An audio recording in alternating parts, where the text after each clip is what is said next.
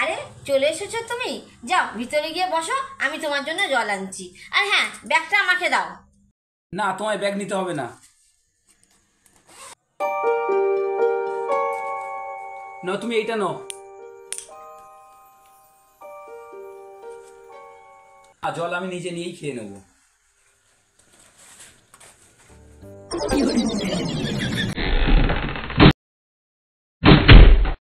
উফ, মৌ চলে এসছো তুমি? এক কাজ করো, কিছু আমার টাকা দাও না, আমার টাকা খুব দরকার আছে। ঘরে আসতে না আসতে টাকা চাওয়া শুরু হয়ে গেল। হ্যাঁ, এই তো সবে ঘরে এলাম, কোথাও তুমি বলবে একটু রেস্ট করো, কোথাও একটু জল দেবে, তা নয় খালি টাকা টাকা টাকা। মৌ, তুমি আমার সঙ্গে এইভাবে কথা বলছো কেন? টাকা কি আমি আমার নিজের জন্য চেয়েছি? ঘরে জিনিসপত্রগুলো শেষ হয়ে গেছে, তাই ওগুলো আনতে হবে, তাই তো আমি টাকাটা চেয়েছি। না, আজকে তো তোমার স্যালারি ঢুকেছে, তাই জন্যই তো আমি টাকাটা।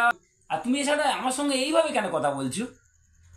আচ্ছা, তোমার নজর কি শুধু আমার স্যালারির উপরেই থাকে? তুমি তো নিজে একটা জব খুঁজতে পারতে। কবে থেকে আমি বলছি একটা জব খোঁজো, জব খোঁজো, তুমি তো জব খুঁজতেই চাও না। আমার তো মনে হয় তোমার কাজ করার কোনো ইচ্ছাই নেই।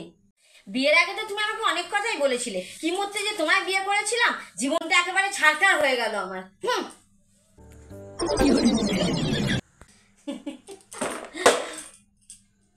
সরি সরি, আমি না বুঝতে পারিনি, আমি ইচ্ছা করে ফেলিনি। ঠিক আছে, কোনো ব্যাপার নয়। আমি তোমায় তার জন্য কিছু বলেছি? না না, আমি তুলে দিচ্ছি। না না, থাক থাক থাক, আমি তুলে দিচ্ছি। দাঁড়া, তোমাকে চিন্তা করতে হবে না।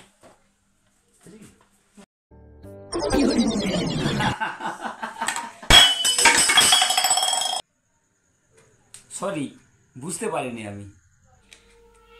যা, ভাঙলে তো ভেঙে দাও, ভেঙে দাও, সংসারে সব কিছু ভেঙে দাও। কিছু করার তো মুরদ নেই, খালি ভাঙতে থাকো, খালি ভাঙতে থাকো। দেখছো কি আমার মুখের দিকে? কি দেখছো? তাড়াতাড়ি পরিষ্কার করো, পরিষ্কার করো তাড়াতাড়ি। হ্যাঁ, আমি পরিষ্কার করছি।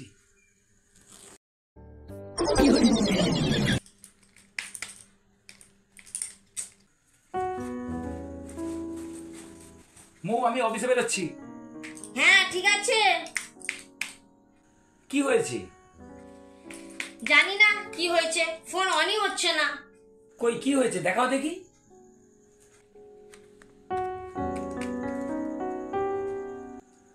কই, ফোন তো বন্ধ হয়ে গেছে, এই ফোন তো অনই হচ্ছে না। জানি না কি হয়েছে, আমি তো অনেকক্ষণ থেকে ট্রাই করে যাচ্ছি, ফোন অনই হচ্ছে না। তুমি এক কাজ করো, আমার ফোনটা তুমি বরং তোমার কাছে রাখো।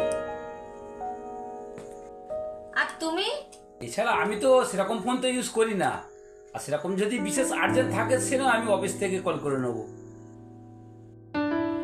এছাড়া এই ফোনটা তো এর আগে দুবার সারানো হয়েছে, অনেকগুলো খরচাও হয়েছে। এখন যদি আবার কত কি খরচা পড়ে, তার চেয়ে বরং এক কাজ করো, সামনের মাসে আমার অ্যাকাউন্টে যখন স্যালারি ঢুকবে, আমি তোমার জন্য একটা দেখে শুনে ভালো দেখে একটা ফোন আমি কিনে দেবো, কেমন? আজ এখন আমি আসি, ঠিক আছে? সাবধানে থেকো, ঠিক আছে?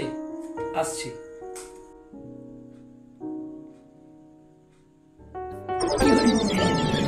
আচ্ছা শোনাই, আমি অফিসে যাচ্ছি।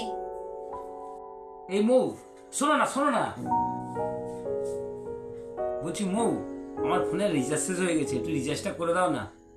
আর হ্যাঁ, বলছি যে ওই যেটা পার ডে 2 GB করে, ওইটা তুমি রিচার্জ করে দেবে, ঠিক আছে? কি? রিচার্জ শেষ হয়ে গেছে? কেন, কদিন আগেই তো তোমাকে রিচার্জ করে দিলাম। আরে এক্ষুনি কোথায় করেছো? সেটা তো তুমি 1 মাস আগে রিচার্জ করেছো। দেখো, আমার স্যালারি তোমার ফোনে রিচার্জ করবার জন্য নয়।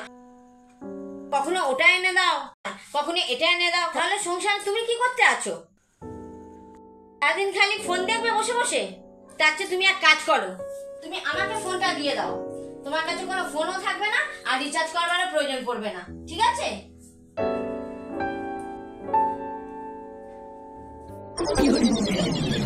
এই নাও জল। সরি সোনাই। কি হয়েছে? আমি যখন জব করতাম তখন তোমার সাথে আমি অনেক খারাপ ব্যবহার করেছি, আর এখন তুমি জব করছো, কত ভালো করে আমার সাথে ব্যবহার করো, আর কত ভালো কথাও বলো। আমার ফোনটা যখন খারাপ হয়ে গেল তুমি তোমার নিজের ফোন আমাকে দিয়ে দিলে। তখন তুমি একবারও ভাবলে না আমার নিজের ফোনটা তোমার কত কাজে লাগে। I am very sorry Sonai. ঠিক আছে, কোনো ব্যাপার নয়, তুমি আমার কাছে ক্ষমা চেও না। আমার খুব খুব খুব খারাপ লাগছে আমি তোমার সাথে খারাপ ব্যবহার করেছি। আমি তো তোমার কাছে ক্ষমার যোগ্যই নই। জানো শোনাই, আমি আজকে একটা কথা বুঝে গেছি। যখন একটা বাড়ির বউ কাজ করতে যায় তখন সে নিজেকে রাজা মনে করে, আর যখন একটা ছেলে কাজ করতে যায় তখন সে তার স্ত্রী আর তার পরিবারের কথা চিন্তা করে।